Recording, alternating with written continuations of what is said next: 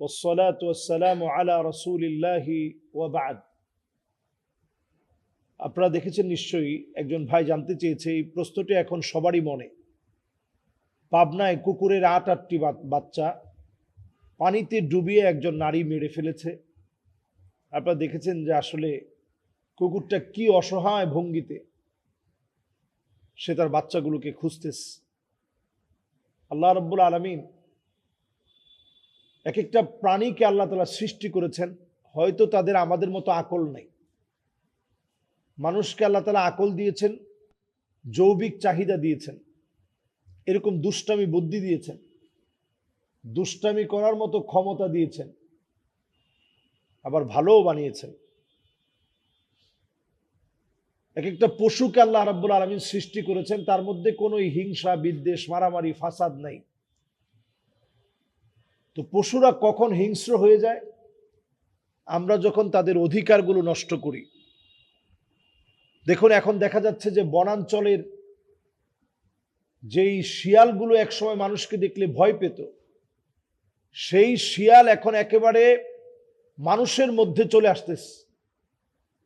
তো কিছুদিনের মধ্যে আপনারা দেখবেন যে এই শিয়াল হিংস্র হয়ে মানুষকে কামড়াতে আসবে। কেন? কারণ আমরা তাদের খাবার নষ্ট করে ফেলেছি, আমরা তাদের আবাসস্থল নষ্ট করে ফেলেছি। তারা এখন ঘন বন পায় না। তো আমরা যে পরিবেশের এই ভারসাম্যগুলো নষ্ট করছি, আগামীর পৃথিবী আমাদের জন্য বসবাস অযোগ্য হয়ে যাবে। কারণ তারাও তো আল্লাহর মাখলুক, তারাও তো আল্লাহর সৃষ্টি। এই যে আপনি একটা কুকুরের সাথে অমানবিক আচরণ করলেন, এই একটা আচরণ মানুষকে জাহান্নামে নেওয়ার জন্য যথেষ্ট। সহিহ বুখারীতে এই মর্মে হাদিস আছে যে একজন খারাপ মহিলা পশুর সাথে তার সুন্দর আচরণের কারণে আল্লাহ তাআলা তাকে মাফ করে দিয়েছেন,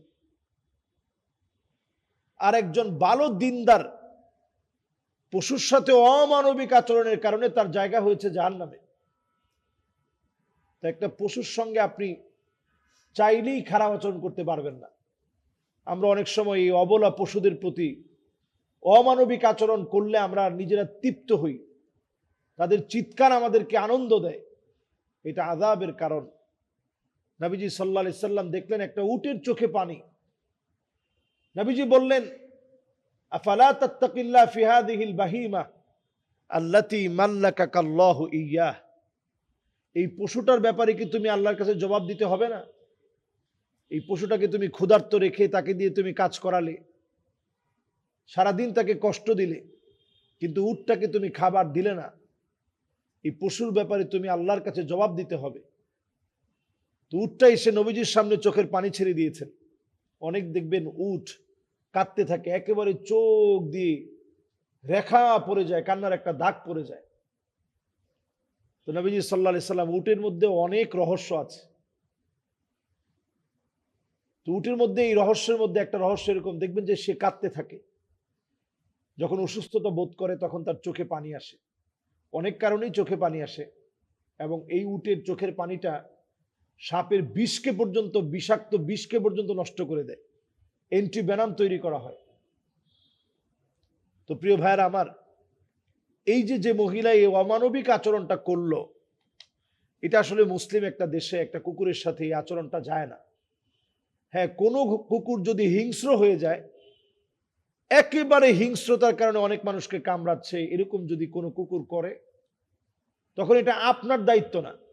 আমাদের দেশে বন বিভাগ আছে, তারা এটাকে তখন কি করা লাগবে তারা করবে। তাদের কাছে ইনজেকশন আছে, ইনজেকশন পুশ করবে।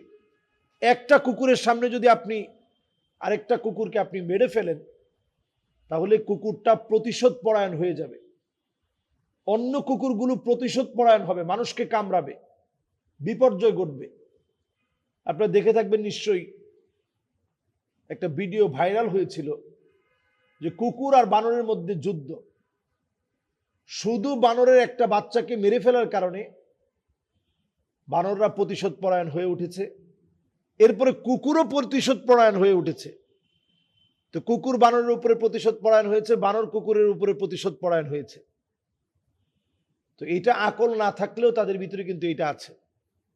এজন্য আপনি যদি তার চলাচলের রাস্তায় যদি বাধা হয়ে দাঁড়ান, তারা কিন্তু প্রতিশোধ নেওয়ার চেষ্টা করবে এবং এই পরিবেশ তার ভারসাম্য হারাবে। এজন্য এটা চরম একটা গুনাহের কাজ, এবং এটা একটা ছোট গুনাহ না, এটা একটা বড় গুনাহ। এই গুনাহটি একটি বড় গুনাহ। যে অন্যায়টি নারী করেছে, এটি বড় ধরনের একটা অন্যায় করেছে। আমরা পশুর প্রতি মানবিক আচরণ করি, রাস্তার একটা পশুর প্রতি মানবিক আচরণ করি। হতে পারে একটা ছোট্ট কারণে আল্লাহ তাআলা আমাকে এই উসিলায় মাফ করে দিতে পারেন। সুবহানাল্লাহ বিহামদি। এই দৃষ্টিকোণ থেকে যদি আপনি একটা কুকুরকে খাবার খাওয়ান, কাটা, হাড় এগুলো পানিতে না ফেলে কুকুরকে আপনি দিলেন, একটা বিড়ালকে আপনি দিলেন, এটা আল্লাহর সৃষ্টি হিসাবে তার মন থেকে আপনার জন্য দোয়া করবে। ফলশ্রুতিতে দেখা যাবে এই দোয়ার কারণে আল্লাহ তাআলা আপনার অনেক অনেক বিপদ আপদ বালা মুসিবত থেকে আল্লাহ তাআলা আপনাকে হেফাজত করবে। কারণ সে তো তার মালিকের সাথে সম্পর্কের ক্ষেত্রে তার একটা সম্পর্ক আছে। তার আত্মাটা যখন খুশি হয়, তখন আল্লাহ রাব্বুল আলামিন খুশি হন। এজন্য প্রাণীর প্রতি এই অমানবিক আচরণের বিচার হওয়া উচিত এবং আমাদের সতর্ক থাকা দরকার। আমাদের দেশের ভারসাম্য রক্ষায় আমাদের প্রত্যেকের দায়িত্ববান হওয়া দরকার। আল্লাহ আমাদেরকে বোঝার তৌফিক দান করুক। আসসালামু আলাইকুম ওয়া রাহমাতুল্লাহি ওয়া বারাকাতুহু।